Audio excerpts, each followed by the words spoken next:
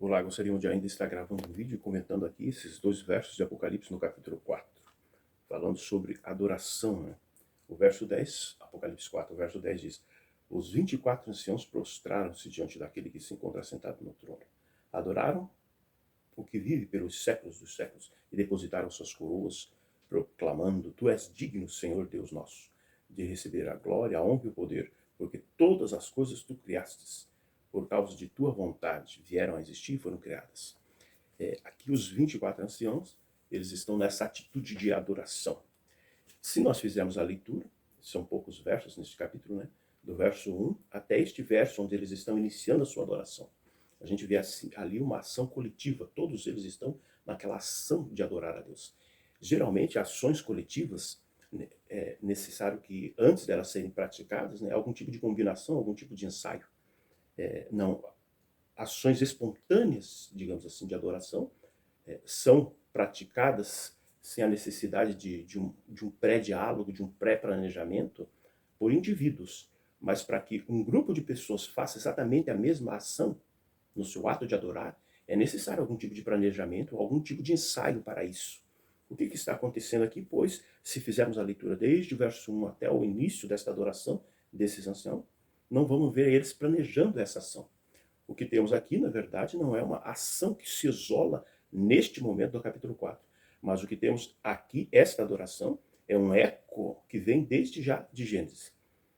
Os motivos aqui apresentados são motivos que existem desde Gênesis. Quais são esses motivos? O texto diz assim: Tu és digno de receber esta adoração que agora nós estamos apresentando a ti. Por quê? Porque tu criastes todas as coisas. Então, o reconhecimento de que sou criatura e que tenho um Criador faz com que motive, né, a esta criatura adorar o seu Criador. O texto aqui, ele diz uma palavra, nós vamos dar uma olhadinha lá no texto de Gênesis, e antes de chegarmos lá em Gênesis, vamos levar para lá duas informações. Uma que está contida aqui mesmo no texto. É a ideia da criação, né, que o Criador ele é digno de receber de suas criaturas adoração. Esta é uma ideia.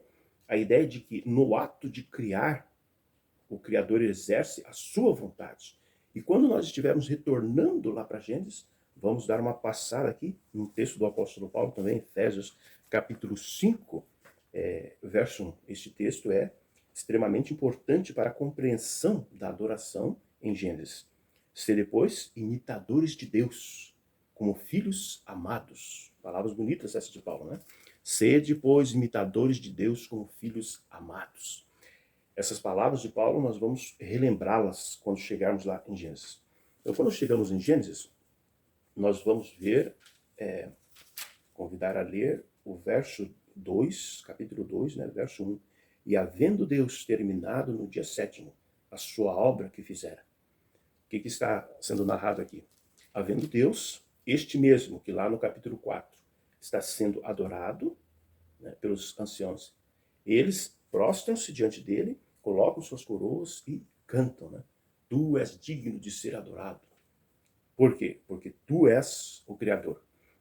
Isso aqui nós estamos uns milhares de anos lá na frente, né? O texto de Apocalipse. Aqui está a origem desta motivação, do fato que torna ele digno, a criação. E ao terminar esta criação no dia sétimo, diz assim: E havendo Deus terminado no dia sétimo a sua obra que fizera, descansou. Né? Nesse dia de toda a obra que fizera. Este ato de descansar, ele é praticado só pelo Criador ou a criatura de alguma maneira participa desta ação? Para isso nós vamos relembrar o que trouxemos lá de Apocalipse, né? A ideia de que ele fez tudo segundo a sua vontade. Isso vai nos ajudar a compreender se a criatura ela participa deste descanso no sétimo dia ou não, ou é só o Criador que participa. Então, o texto lá de Apocalipse vem dizendo, né, a frase: ele fez tudo segundo a sua vontade. Vamos pensar nessa frase, segundo a sua vontade. Será que Deus poderia fazer a mesma obra que ele fez em 7 dias? Podia fazer num piscar de olhos? Será que ele tem poder para isso? Sim, ele tem poder para isso. Não há dúvida de que uma das características de Deus, né, é a sua onipotência, né? E isto significa dizer que tudo que ele quiser executar, ele executa.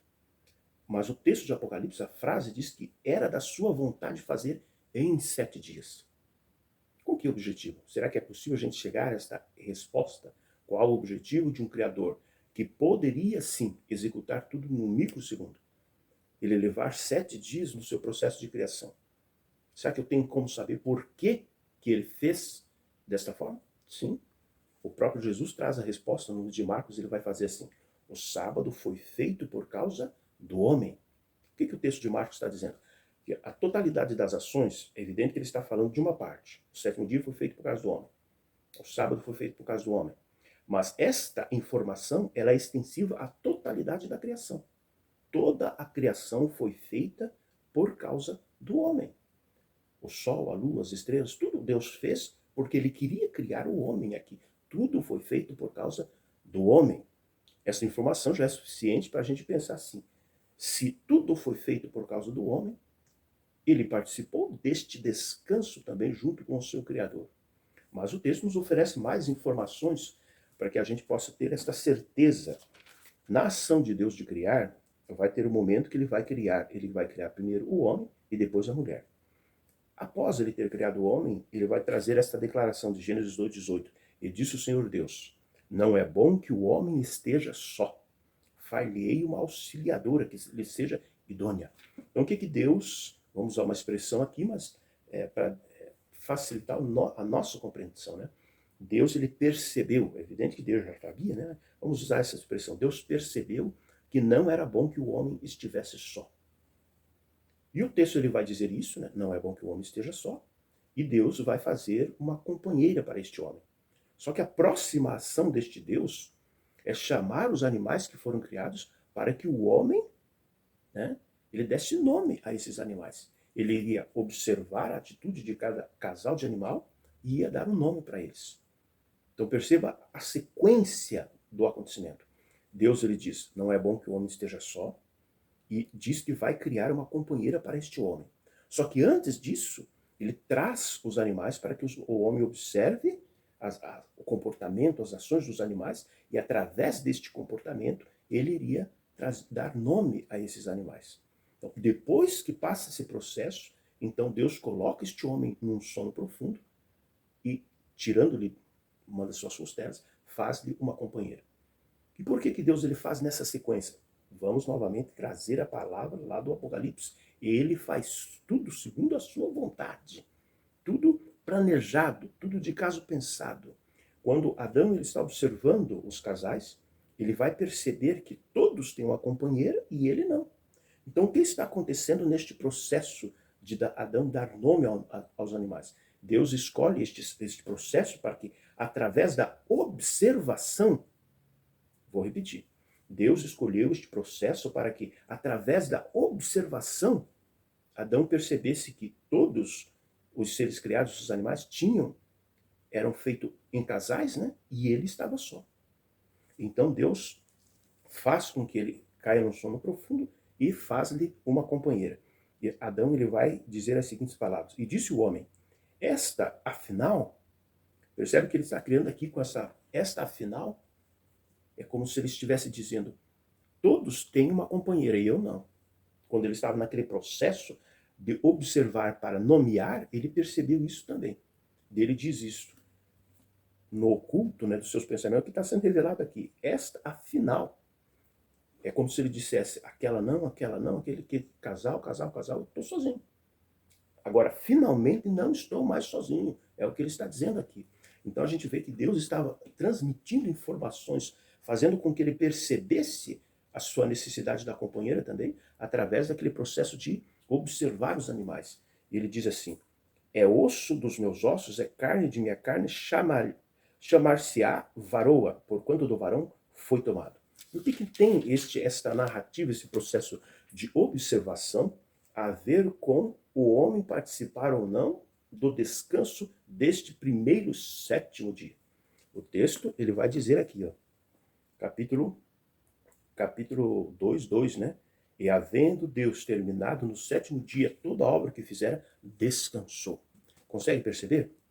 Aqui está Deus descansando. E a gente deve pegar, linkar, né, aquela informação colocada lá por Jesus em Marcos capítulo 2. Por que foi feito o sétimo dia, o sábado? Para o homem. Então, por que Deus está nessa ação de descansar? Para o homem, para ensinar o homem alguma coisa. Por que Deus coloca Adão para nomear, e essa ação foi feita antes do sétimo dia? Por que Adão ele foi colocado para nomear os animais antes que Deus lhe desse uma companheira? Para que através da observação ele pudesse perceber a sua necessidade de uma companheira. Então Deus estava orientando, ensinando Adão através da observação. E aqui, quando Deus ele está descansando, é com o propósito de que o homem observe para fazer a mesma ação. E aqui nós trazemos o texto, né, do apóstolo Paulo aqui em Efésios, no capítulo 5, o verso 1. Sede, pois, imitadores de Deus, como filhos amados. Veja que Paulo está falando aqui palavras extremamente importantes, porque um dos maiores desafios do cristianismo ao longo de toda a história, creio eu, né, seja o fato de que boa parte daqueles que aceitam o cristianismo, eles estão aceitando uma teoria do ensino, porém negam a prática do cristianismo. Então, por muito tempo, a religião como um todo, né, ela tem sido uma ação muito mais teórica, muito mais teoria do que prática na vida das pessoas. E aqui o apóstolo Paulo está trabalhando a essência, né? Quando ele diz assim, sede imitadores de Deus. Agora, essa ação de imitar a Deus, ela é introduzida através desse texto, vamos dizer assim, não existia esta responsabilidade, esta exortação, não era a vontade de Deus que os seus filhos fossem imitadores de suas ações. Antes de Paulo aqui declarar, é evidente que não, a gente já pode ver em Gênesis que Deus ele está tendo ações para que o homem imitasse essas ações. E aqui Paulo ele está dizendo uma frase que é atemporal. Não é uma frase que é válida só nos dias que ele escreveu e para a igreja lá de Éfeso. Não é uma frase válida hoje e era uma frase válida também para Adão. E Deus ele deixa evidências de que ele queria que Adão praticasse esta ação de imitá-lo. Então, Paulo dizendo aqui, sede, pois, imitadores de Deus como filhos amados. Em outra passagem, Paulo vai dizer assim, sede meus imitadores conforme eu sou de Cristo. São textos que estão reivindicando a importância da religião na sua prática, não na sua teoria apenas. E é evidente que o texto aqui, quando a gente junta essas informações, sede imitadores de Deus como filhos amados, este texto, junto com esta ação de Jesus, de Deus aqui, em Gênesis 2:2. E havendo Deus terminado no sétimo dia sua obra que fizera, descansou. Deus termina e Deus descansa. Daí o apóstolo Paulo diz assim, sede imitadores de Deus, como filhos amados.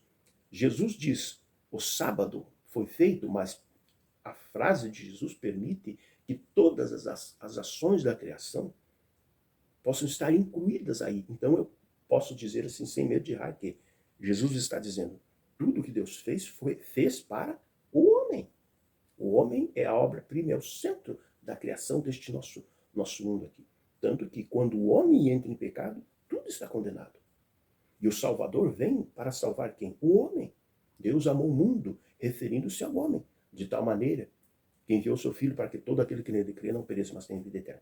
Eu penso que não pode haver dúvidas com respeito a este ponto, que essa ação de descansar de Deus era com o motivo de dar exemplo para o homem, e o homem já estava participando desta ação de Deus.